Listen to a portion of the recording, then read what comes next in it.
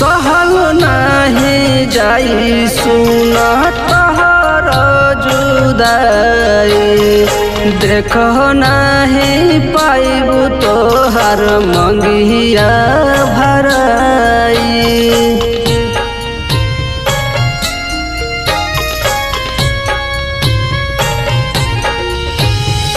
सुना अपने हाथ हम कह दे जहरिया, अनिल के भूल के तू सवारेलू जिंदगिया। कइल कुली वादा तू तो दिहलू भूलाए, कहत रहू तोरा बिना जी नहीं पाए।